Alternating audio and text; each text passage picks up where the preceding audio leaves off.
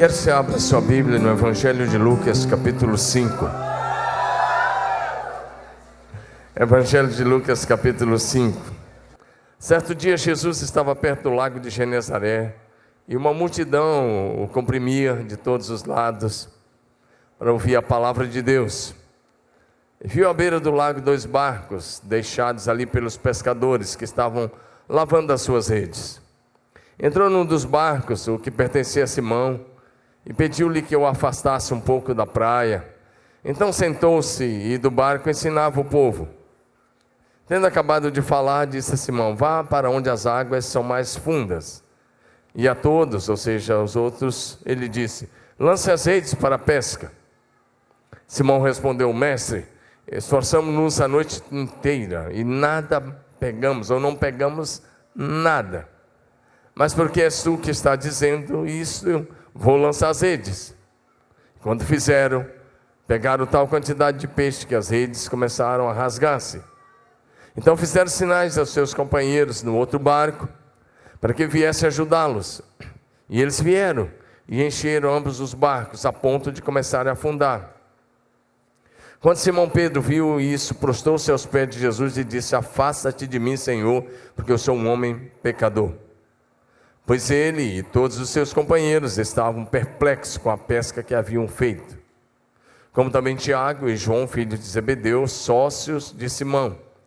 Jesus disse a Simão: não tenha medo, de agora em diante você será pescador de homens.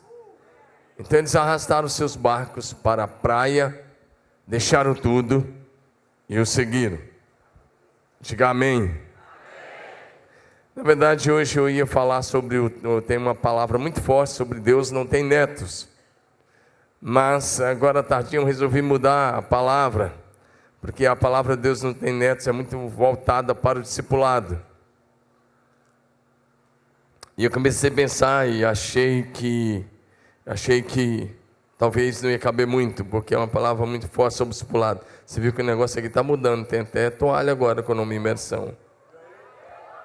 Os caras estão melhorando, né? Você viu? Só esse detalhe, tem caneca. Olha. Parabéns aí vocês, acho que o Luiz, o pessoal do culto, muito obrigado. Os caras estão chegando lá. Brincadeira. Aí eu resolvi falar sobre algo que é o tema. Deus nos deu um tema para esse ano aqui na igreja. E o tema desse ano aqui na igreja é infinitamente mais. Diga comigo, infinitamente mais. Diga de novo, infinitamente mais. Acho que já pregamos umas 5, 6 mensagens com esse tema, nesse ano. E se foi 5, 6, hoje vai a 7ª. Com esse tema, nesse texto. E eu quero olhar para os líderes, para os pastores que estão aqui, e pensar com você que chegou o tempo do infinitamente mais de Deus para a sua igreja, o infinitamente mais de Deus para o seu ministério, o infinitamente mais de Deus para a sua vida, para a sua família, para a sua casa. Deus tem o infinitamente mais para você. Mas aí é interessante você pensar sobre isso. Porque o primeiro passo para você viver infinitamente mais de Deus é você não ficar contente com o lugar onde você está. Amém? Se você quer um infinitamente mais, a primeira coisa, tem que gerar uma santa insatisfação dentro de você. Você tem que olhar para você mesmo e dizer: não é só isso. Diga: eu não nasci para viver só isso. Eu queria ver uma igreja manifestar de uma forma alegre, como estava na hora do louvor. Então você vai fazer de forma alegre, tá certo? Vamos lá? Diga: eu não nasci para viver só isso. Ou seja, tem o infinitamente mais de Deus para a sua vida. Efésios capítulo 3, verso 20. Efésios 3, 20 está escrito assim: ora, aquele que é poderoso para fazer infinitamente mais, além de tudo que pedimos ou pensamos, conforme o seu poder que opera em nós. O poder que opera em nós, o poder que opera em você, é o poder do Espírito Santo de Deus. E Ele é onipotente, onipresente, onisciente. Então não limite o poder de Deus na sua vida. O Senhor te chama para quebrar as barreiras da tradição, para quebrar as barreiras religiosas, para quebrar aquilo que você foi ensinado lá, que o bom mesmo é uma igreja bem pequena. E deixa eu começar a te dizer algumas coisas bem sérias, por favor. Eu quero falar isso com amor e cuidado com você. E se você ficar um pouco chateado, depois você conserta. Mas se você tem dificuldade com crescimento de igreja, você vai ter dificuldade com Jesus. Porque onde Jesus ia, tinha uma multidão ao lado de Jesus. Até aqui na beira do lago onde Jesus está, tem uma multidão comprimindo Jesus. Ele está no deserto, tem 5.000 homens lá, sem contar as mulheres e as crianças. Ele está passando em Jericó, Zaqueu tem que subir na árvore, porque não dá para se aproximar de Jesus. Ele estava falando numa casa, em volta da casa tem tanta gente, que aqueles 4 homens tiveram que destruir o telhado da casa para baixar aquele paralítico no leito. Amém? Então, se você tem dificuldade com o crescimento de igreja, você tem dificuldade com Jesus. Como é que você tem coragem de dizer que serve ao Deus Criador dos céus, da terra, do mar e tudo que neles há, pela palavra do seu poder, e você diz assim, não, mas aqui Deus só vai agir assim, é só esse pouquinho mesmo que é salvo. E aí você se esconde atrás de um versículo, usando o texto fora do contexto, por puro pretexto, dizendo assim, não, é porque está escrito que são poucos que são salvos. Você tem que estudar melhor e fazer um exegese melhor desse texto. Diga amém. E se você tiver dificuldade com uma grande multidão, o céu não será o teu lugar. Não, vou repetir. Se você tem dificuldade com uma grande multidão, o céu não é o teu lugar.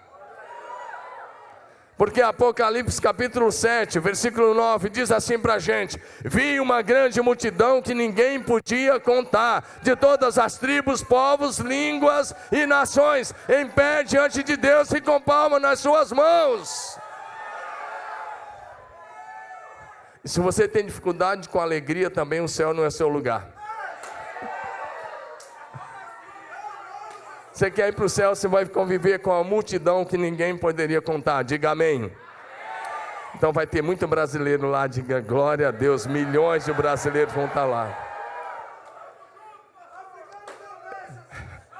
Vai ter muita gente de Moçambique lá. E lá da Itália, e lá da Holanda também, né, pastor Enzo? Vai ter muita gente lá, glória a Deus, aleluia. Amém. Então eu quero começar dizendo por aí, porque às vezes quando você fala do infinitamente mais, eu quero dizer uma coisa: Deus quer mudar você de estação. Deus quer levar o teu ministério para um novo nível. Deus quer tirar o gesso da denominação da sua vida. Aliás, até sexta-feira esse gesso vai estar quebrado em nome de Jesus. Diga aleluia. Todo gesso, todo engessamento religioso tem que ser quebrado em nome de Jesus, para que você possa romper na dimensão do Espírito de Deus. Em primeiro lugar, o que eu vejo nesse texto é que, se você quer viver o infinitamente mais de Deus, a primeira coisa é: coloque o que você tem à disposição do Senhor. O que você tem? Coloque o que você tem à disposição do Senhor. Diga amém. A viúva tinha uma pequena porção de azeite numa botija, e o profeta pergunta: o que você tem? Ela disse: uma pequena porção de azeite. E ele diz: pede vasilhas emprestadas a todos os teus vizinhos. Muitas vasilhas, diga muitas vasilhas. Porque Deus é poderoso para pegar o pouco que você tem e transformar no infinitamente mais. E ela passa a viver um milagre que deu pagar a dívida, que os filhos seriam levados como escravos, ela paga a dívida e passa a viver do resto, porque Deus sempre faz infinitamente mais, além de tudo o que pedimos ou pensamos. Deixa eu te dizer, Deus vai te surpreender esse ano. Quem quer ser surpreendido por Deus esse ano? Deus vai te surpreender. Sabe por quê? Porque Ele te ama. Você vai viver dias de céus abertos, meses de céu aberto, ano de céu aberto, a manifestação da glória de Deus na tua casa, na tua cidade, no teu ministério. Você vai viver coisas que você nunca viu. Dias, meses e anos de céu aberto, da manifestação da glória de Deus. Dias de milagres extraordinários, dias de salvação de multidões, dias em que a tua cidade será alcançada e conquistada e transformada pelo poder do Evangelho de Jesus. O que o Pedro tinha? Um barco, diga um barco. E não era nem um barco chique, não era nem uma lancha dessas aí, caríssima. Não, era um barco de madeira.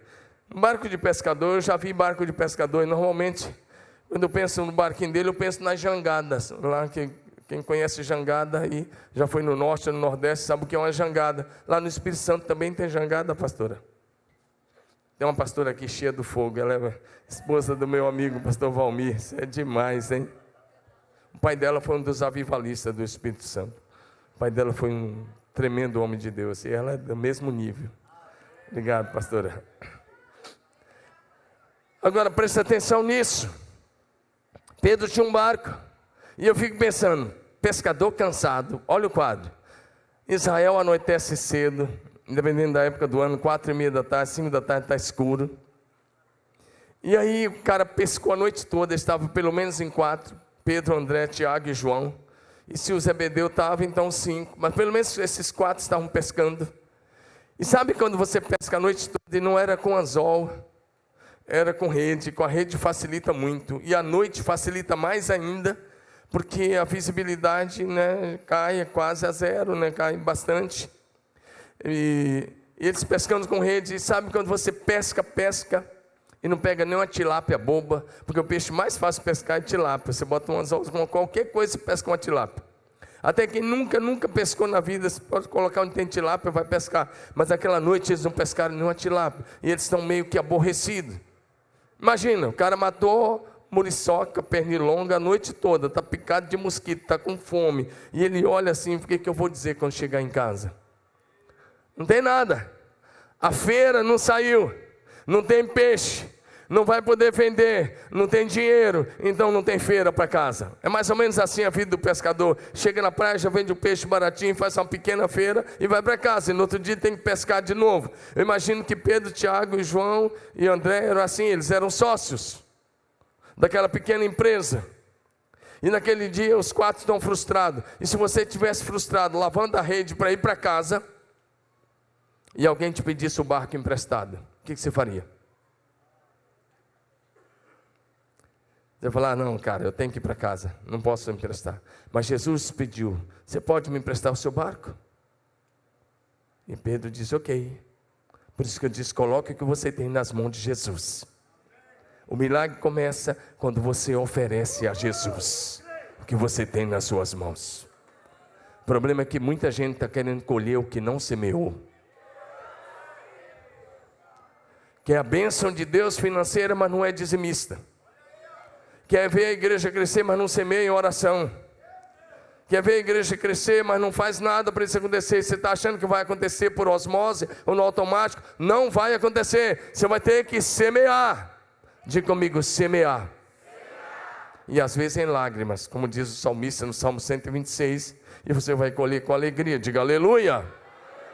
E o Pedro semeia. Semeou o quê? Pois não, pode usar meu barco. E o sermão de Jesus não era assim de meia hora, não. Normalmente o sermão de Jesus, quando ele começava a ensinar, às vezes, ia o dia todo. Teve uma época no deserto que foi 3 dias. Lembra? Marcos dizendo, essa multidão está 3 dias conosco.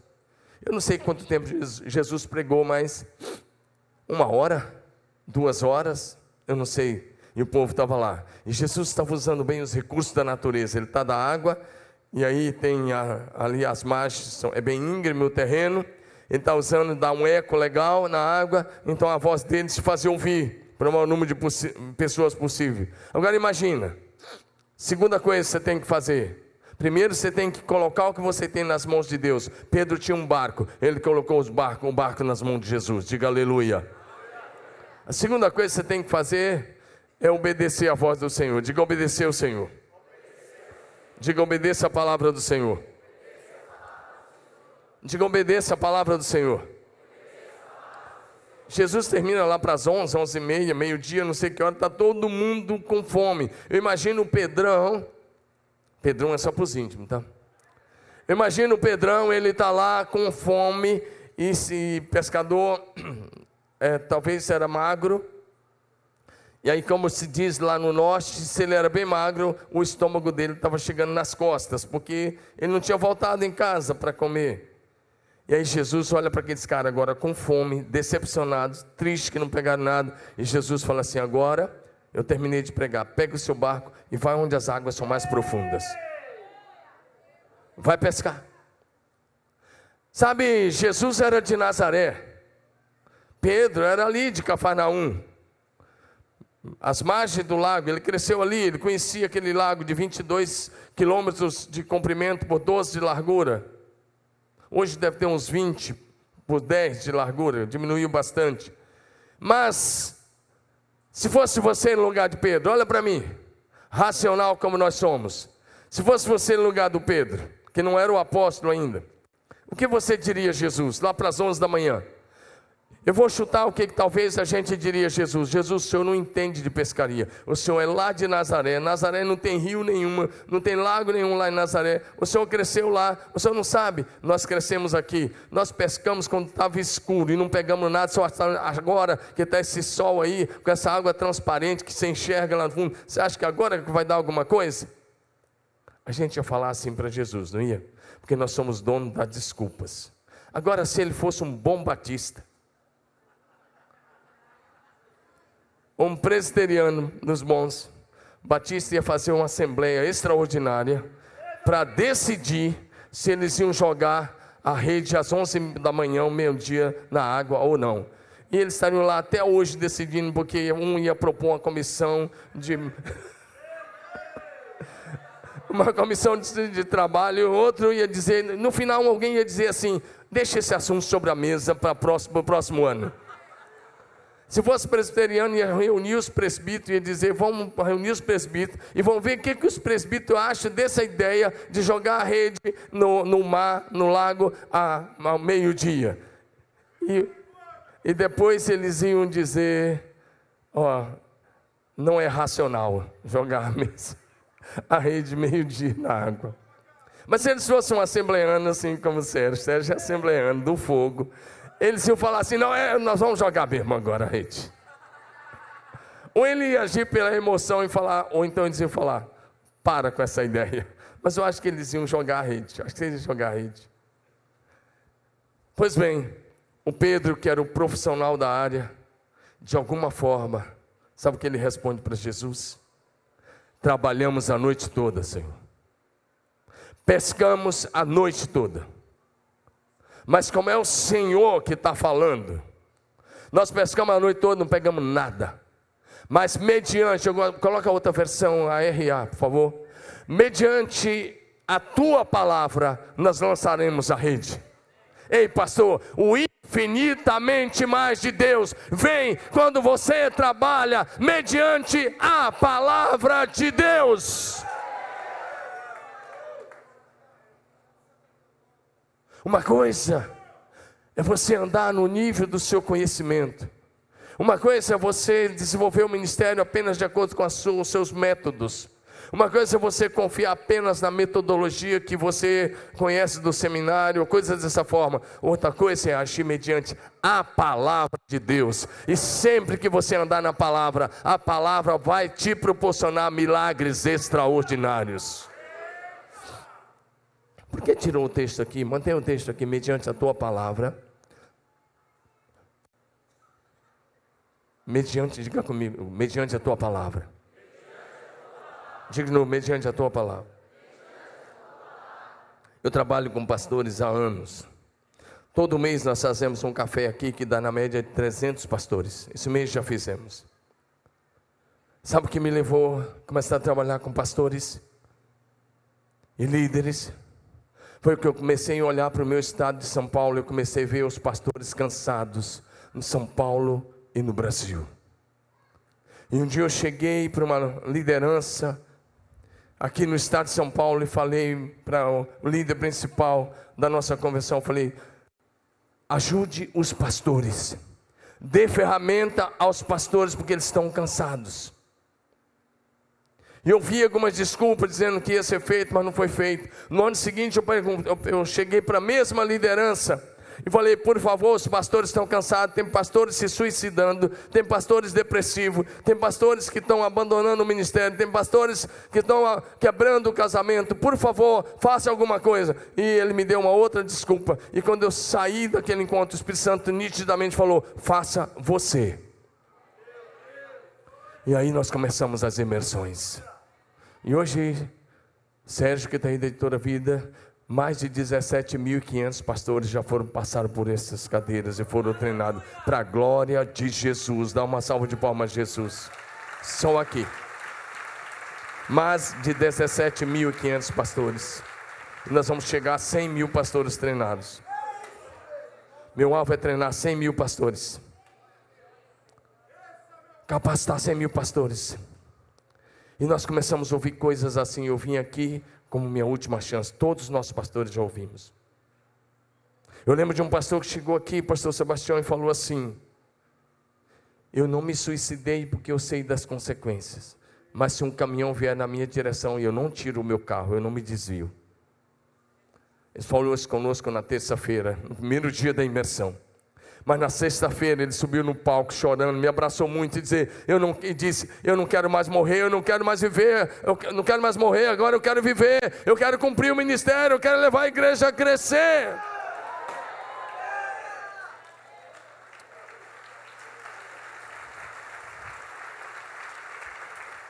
Sabe uma das coisas que cansa o pastor e o líder? É fazer o ministério na força do braço. Sempre que você fizer ministério na força do braço, você vai viver depressão, você vai ficar cansado, você vai ficar exausto. Mas se você fizer no poder do Espírito Santo, sabe o que eu digo? Pastores olham para mim, pastoras olham para mim, quero dizer uma coisa a vocês. Sabe qual é o seu maior ministério, pastor? Quer saber qual é o seu maior ministério? Quer saber? Sabe qual é? É você não atrapalhar o Espírito Santo de Deus. Porque nós atrapalhamos o Espírito Santo com as nossas organizações. Ou nós não dependemos dele porque achamos que sabemos. Porque aprendemos a administrar a máquina. Máquina não produz vida, é o Espírito Santo que produz vida. Volte a depender do Espírito Santo. Entregue a sua vida a Ele, entregue a sua família a Ele, entregue seu ministério a Ele. Deixa eu dizer uma coisa aqui, há muito tempo atrás, nós um dia numa santa convocação, daqueles cultos que nós temos aqui, uma vez por semestre, aí a gente procura fazer um culto chamado Santa Convocação. A gente começa às 10 da manhã, vai até às 10 da noite aqui, sem parar, ininterrupto. E num desses cultos lá atrás, quando a igreja ainda era bem pequena, nós tomamos a decisão de entregar o governo do ministério ao Espírito Santo. E nós assinamos uma folha em branco. E as pessoas chegam lá na minha sala, tem uma folha em branco num quadro, e as pessoas ficam olhando para a folha em branco, tem um quadro, e eles falam: o que isso significa? E eu digo: significa que eu não estou no controle, o Espírito Santo está no controle. Eu quero te encorajar a fazer isso. Deixa ele escrever a história. Eu sei do que eu estou falando. Ano passado, 2018, só nos primeiros 15 dias do mês de dezembro, de 1 a 15 de dezembro de 2018, 7 pastores se suicidaram no Brasil. 7 que chegaram até mim. Tinha homens de 60 anos, pelo menos 2 com mais de 60 anos. Tinha jovens, e todos eles de boas igrejas e de boas denominações. 6 homens e uma mulher, em 15 dias, se suicidaram. O que levou esses homens a um extremo desse?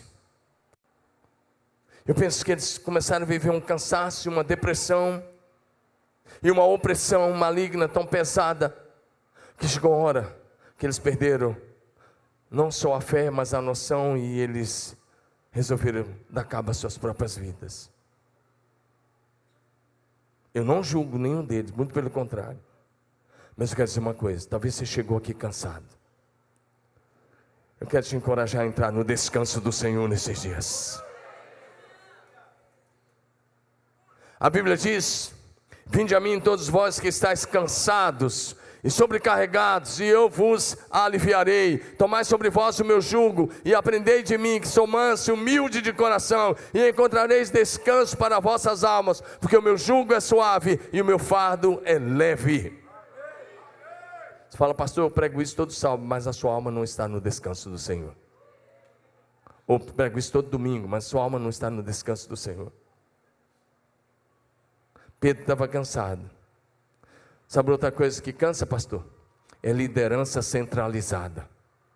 É quando você e apenas 10% da tua igreja, ou no máximo 14% da membresia, estão fazendo louvor, carregando o piano, ensaiando cantata de Páscoa, ensaiando cantata de Natal e administrando tudo na igreja. Você e mais 10% da membresia fazem tudo. Agora, quando a igreja está em célula, esse número pode mudar para 90%, e aí vai tirar o cansaço. Não vai ser mais só você, pastor, vai ser você e toda a tua igreja, vivendo o sacerdócio universal de todos os salvos. Diga aleluia, diga amém, diga glória a Deus.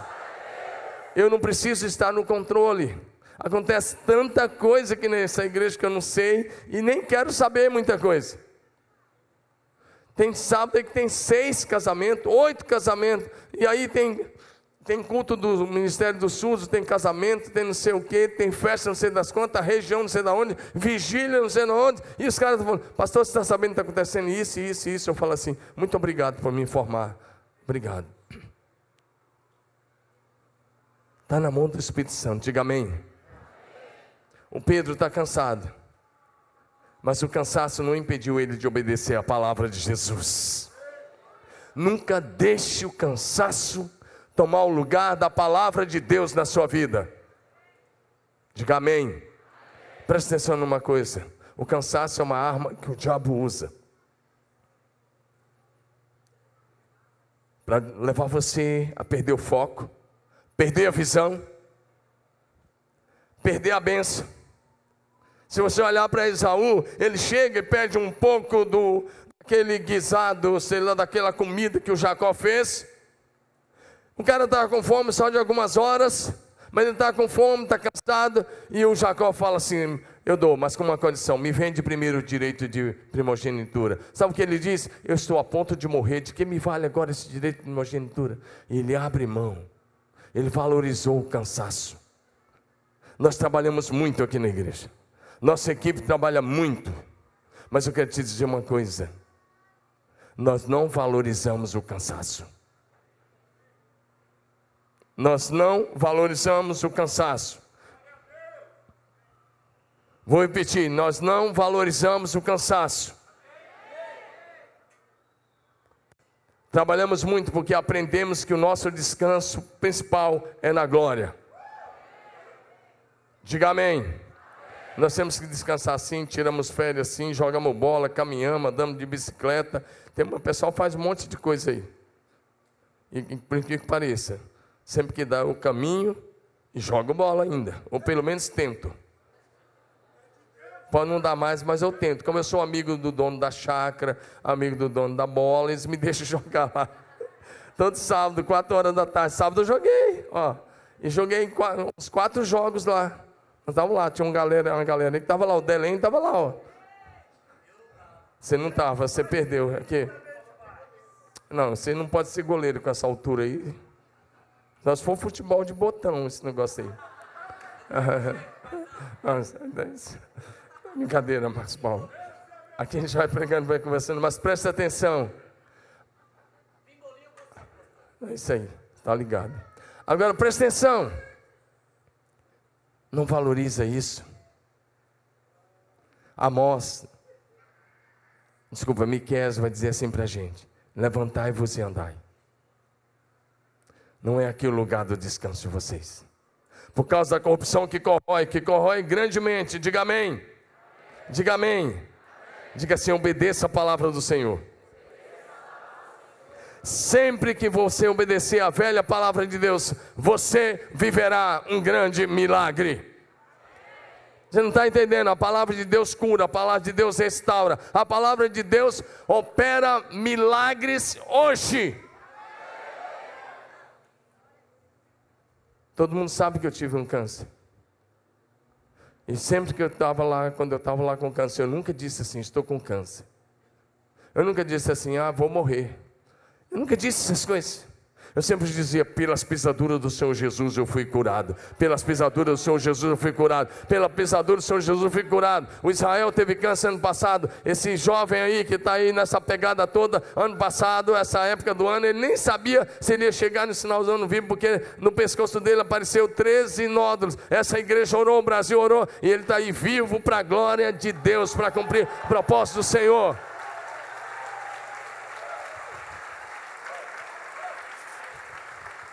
E eu declarava, Israel declarava, e tem outros aqui curados, porque um dia declarou a palavra, e sempre que você andar na palavra, ela vira rema na sua vida. Você pode dar um glória a Deus aí ou não? Você está cansado porque você fez na tua força, vamos fazer do jeito de Jesus? Penúltima coisa: sempre que você obedecer a palavra, diga: a colheita virá. Diga: sempre que você obedecer, o infinitamente demais, o infinitamente mais. Fala: o infinitamente mais acontecerá. Se você for ver agora o que eles não fizeram em 12 horas de trabalho sozinho, coloca o texto, meu querido. Em alguns minutos, 2 barcos estavam indo a pique. Continua, vai, próximo, vai. 3, 2, vai. Então fizeram sinais, seus companheiros no outro barco, para que viesse ajudá-los. E eles vieram e encheram. Você está comigo? Olha para frente. Encheram. Eles encheram 2 barcos, a ponto dos barcos irem, a ponto dos barcos, no barco está quase se afundando. Sabe por quê? Porque quando há obediência, há milagre. E Deus nunca faz um milagre do tamanho que você espera. Ele sempre faz infinitamente mais, infinitamente mais, infinitamente mais.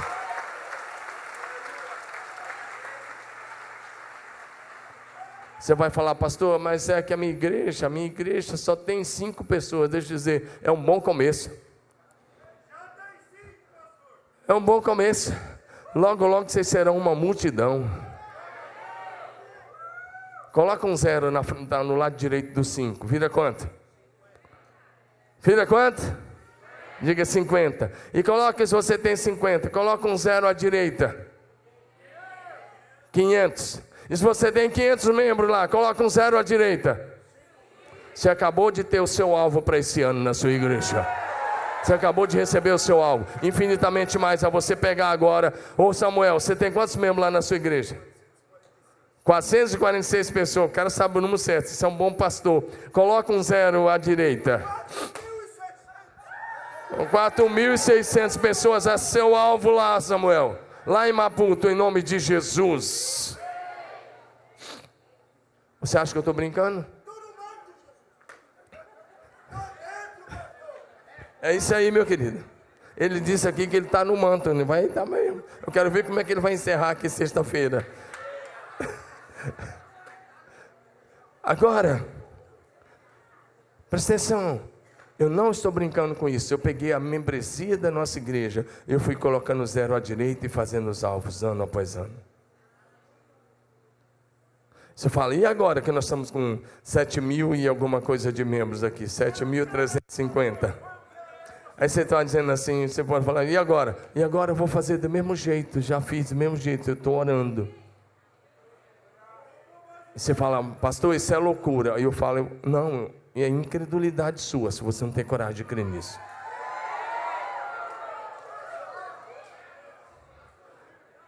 No dia de Pentecostes eles eram 120, mas 120 cheios do Espírito Santo. Agora vamos comigo, antes de falar do Pentecostes. 2 barcos, diga infinitamente mais.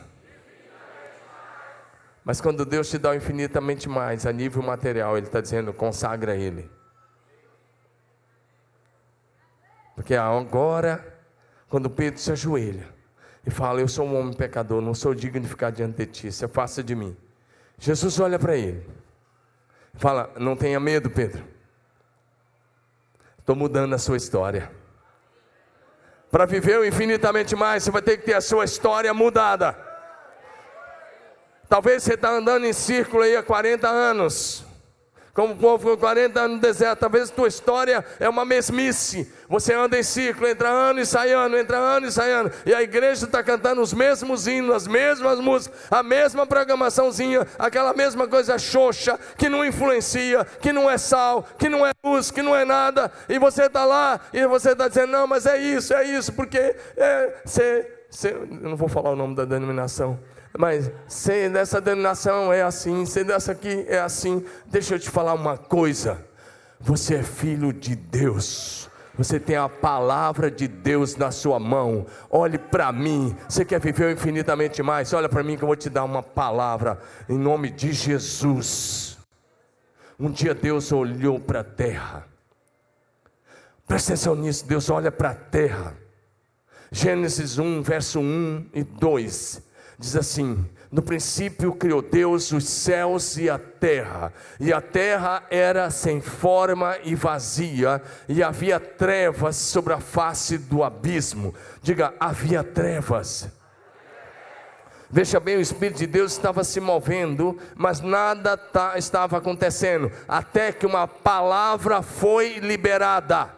Você olha para a sua cidade, você pode ver prostituição, idolatria, feitiçaria, Sodoma e Gomorra, é fichinha lá, você pode ver tudo isso, mas você vai ter que fazer o que Deus fez.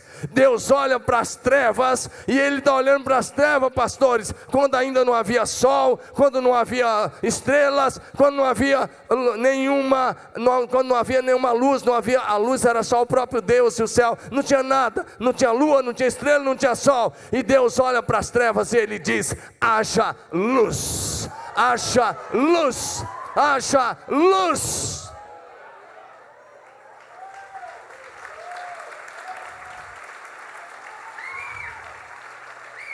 Sabe como é que se chama isso, pastor?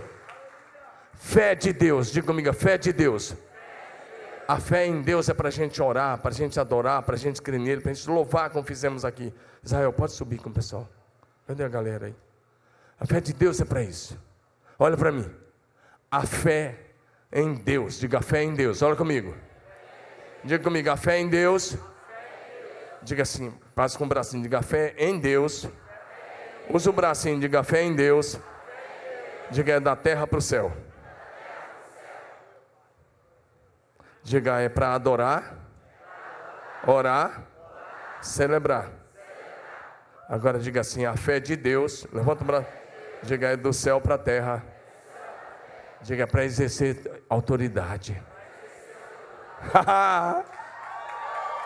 Você não entendeu? É para exercer autoridade profética, é para declarar a palavra da vida onde há morte, é para declarar a bênção onde há maldição, é para transformar as realidades. É o que Eliseu faz em Jericó. Estou transformando essas águas, fonte de morte em fonte de vida. Isso é fé de Deus.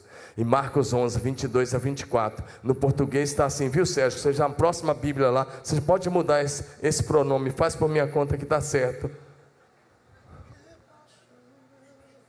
Estou te desafiando agora em público, hein? A Thompson já é para você. Um dia eu pedi para ele mudar a letra da Thompson, ele mudou. Lembra que eu te pedi que estava muito pequena? Veio com a letra grande, parabéns, você é demais. Agora eu quero encorajar você. E pode pesquisar o que estou dizendo. Marcos 11, de 22 a 24. Quando Jesus está falando de fé, os tradutores para o português colocaram: tenho fé em Deus. Pode ser usado também o fé em Deus, mas no original Jesus está dizendo: tende a fé de Deus.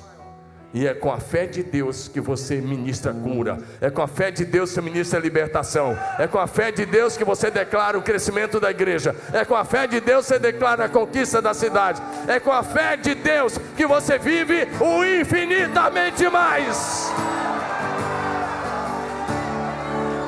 O infinitamente mais.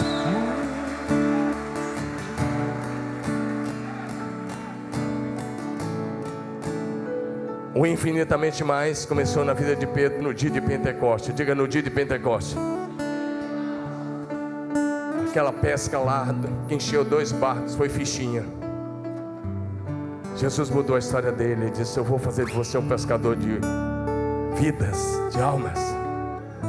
Mas em Atos 2, Pedro lançou a rede da palavra e ele pescou para Jesus naquele dia 3.000 vidas. Eu tenho certeza absoluta que lá no lago ele não pescou 3.000 peixes, foram algumas centenas, mas eu tenho certeza que a Bíblia diz: naquele dia foram 3.000. Uma lançada de rede da palavra. Fique em pé. Pois bem, eu não te preguei isso aqui, é um compartilhamento. Conversei com você, preguei conversando. Eu não preguei isso aqui para te trazer informação, você conhece bem o texto. Eu preguei para dizer: você quer o infinitamente mais de Deus? Você quer andar na fé de Deus? Então o que você está fazendo aí no seu lugar? Enquanto cantamos, Israel, ministra aí para nós. Você já vai aí na fé de Deus. Você quer infinitamente mais de Deus? Essa é a sua hora.